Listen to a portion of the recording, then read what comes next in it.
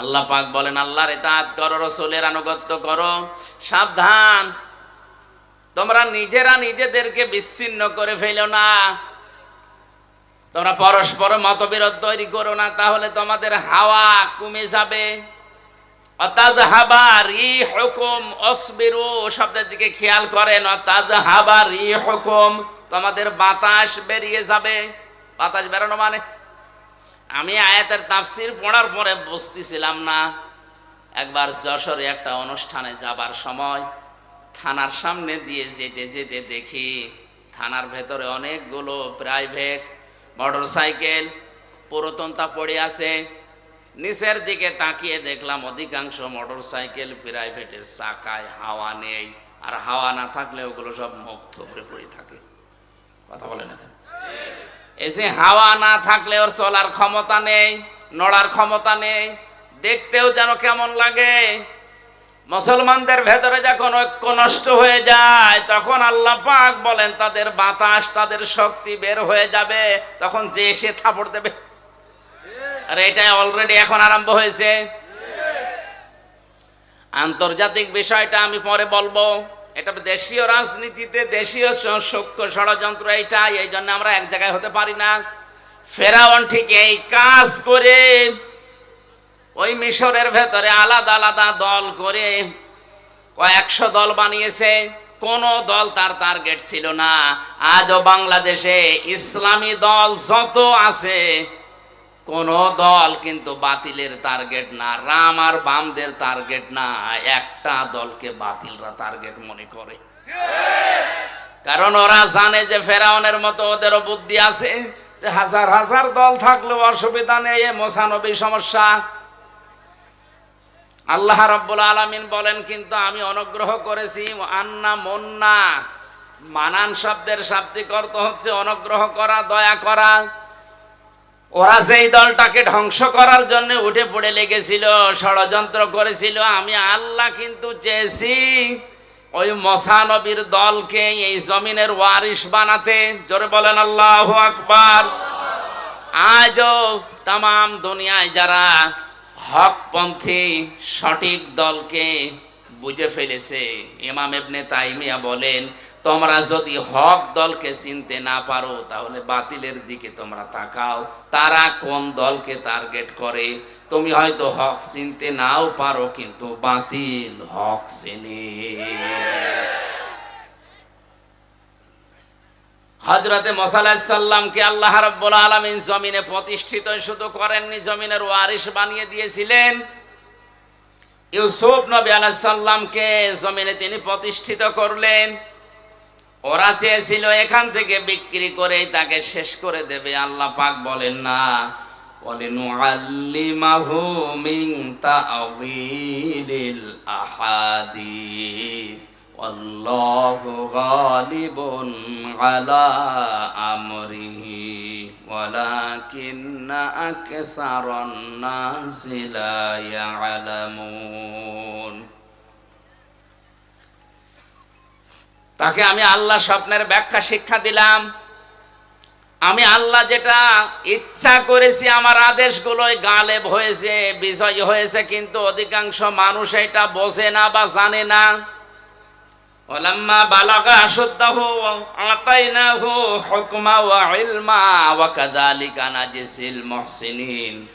আমি আল্লাহ পাক দিন যত যেতে থাকে, হযরতে ইউসুফ নবী আলাইহিস সালামের শরীরে শক্তি সমর্থন যৌবন যখন আসে, তাকে আমি জ্ঞান এবং হিকমত তাকে আমি আল্লাহ দান করলাম। জোরে বলেন আল্লাহু আকবার।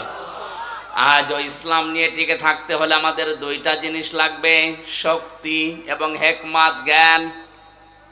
শক্তি বলতে শুধু শরীরের শক্তি না, আজ এই যে মিডিয়াগুলো কাজ করছে, এটা একটা শক্তি, এটা সবচাইতে বড় শক্তি। এখন আজ ইসলামকে ধ্বংস করার জন্য ওরা যত কিছু ব্যবহার করছে, তার সবচাইতে বড় মাধ্যম এই প্রচার মাধ্যম। আল্লাহ রাব্বুল আলামিন কোরআনে কারিমে জানিয়েছেন, হে নবী, ইসলাম ধ্বংস করার জন্য ওরা যেটা কাজে লাগাচ্ছে, ওইটা উল্টি আপনি ইসলামের পক্ষে কাজে লাগান। আজ মিডিয়া, ইলেকট্রিক মিডিয়া বলেন, প্রিন্টিং মিডিয়া বলেন, যত খবরের কাগজ পত্রিকা সবগুলো রাম আর বামদের মালিকানায়। প্রচার করার মতো আমাদের হাতে তেমন কিছুই নেই। সুতরাং ইসলাম নিয়ে যদি এখন এগিয়ে যেতে হয়, আমাদের জ্ঞান অর্জন করা লাগবে, আমাদেরকে বিভিন্ন শক্তি সঞ্চয় করা লাগবে। এভাবে করে আমি আমার মহসিন বান্দাদেরকে পুরস্কৃত করে থাকি। এবার আমার মূল কথায় আসছি। ওয়ারাওয়াদাতুহুল্লাতী হুয়া ফি বাইতিহা আন নাফসিহি ওয়া গাল্লাকাতিল আবওয়াবা ওয়া ক্বালাত হাইতা লাক। হযরত ইউসুফ যখন যৌবনে পদার্পণ করলেন, ওই বাড়ির মালিক যে জুলাইখা, যার নাম, নবী ইউসুফকে আল্লাহ এত সৌন্দর্য দান করেছিলেন, তাফসিরে পেয়েছি দুইজন পুরুষকে আল্লাহ সবচাইতে বেশি সুন্দর করে দুনিয়ায় পাঠিয়েছেন। তার ভেতর ইউসুফ নবী দ্বিতীয়, এক নাম্বারেই ছিলেন আমাদের নবী মুহাম্মদ রাসূলুল্লাহ। চারজন মহিলাকে আল্লাহ এই দুনিয়াতে সবচাইতে সুন্দরী করে বানিয়েছিলেন।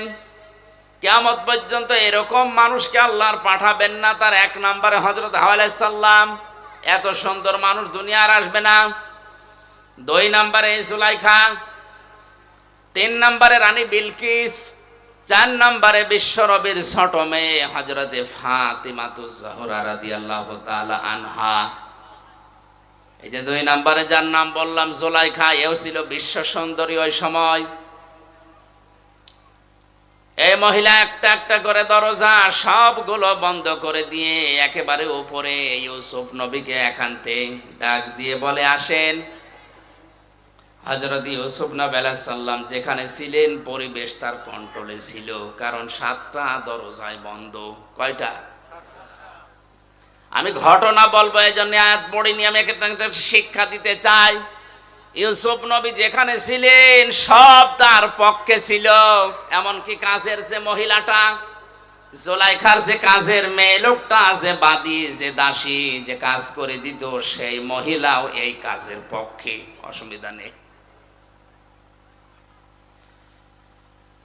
মহিলা ডাক দিচ্ছে, ওয়াকালাত হাইতা লাক, আসেন আমার দিকে। হযরত ইউসুফ আলাইহিস সালাম বললেন, ইন্নী আখাফুল্লাহ, আমি আল্লাহকে ভয় পাই। ক্বালা মাআদাল্লাহি ইন্নাহু রাব্বি আহসানা মাসওয়ায়া ইন্নাহু লা ইফলিহুজ জালিমুন। একটু খেয়াল করেন, হযরত ইউসুফ নবী বললেন, আমি আল্লাহর সাহায্য চাই।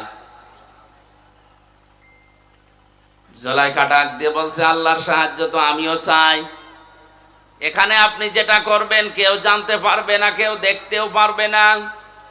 আপনি মনে মনে করছেন আমার দেবতা দেখছে, এই যে দেবতার মাথার উপরে আমি কাপড় দিয়ে দিলাম, আর দেখতে পারবে না। ইউসুফ নবী ওই সময় বলেছিলেন, আল্লাহর বান্দি, এই মাটির মূর্তিগুলো কাপড় দিয়ে হয়তো ঢাকা যায়, কিন্তু আমি এমন একজন সত্তার ইবাদত করি, যার মুখ, যার চোখ কখনো কাপড় দিয়ে বন্ধ করা যায় না।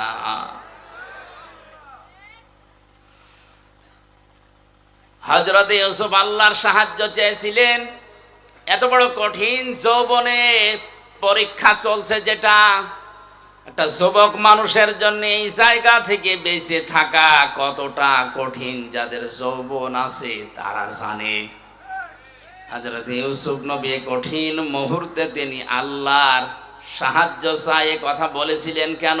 অথচ তার পরবর্তীতে আল্লাহ পাক বলেন, ওয়ালাকাদ হাম্মাত বিহি ওয়া হাম্মা বিহা লাউলা বুরহানা রাব্বি। এমন একটা পরিবেশ তার কোন অনুকূলে ছিল, তিনি একজন নবী। নবীদের শরীরে এমনিতেই যৌবন বেশি, সাধারণ মানুষের চাইতে নবীদের শরীরে যৌবন কমপক্ষে 27 গুণ বেশি থাকে। কত? আল্লাহর নবীর এই ডান হাতে এই দুনিয়ার 100 মানুষের শরীরে যে শক্তি আছে, তার ডান হাতে এই শক্তি ছিল। নবীদের যৌবনও বেশি, তাদের শক্তিও বেশি, পরিবেশে কন্ট্রোলে। যেমন তেমন মহিলা না, বিশ্ব সুন্দরী।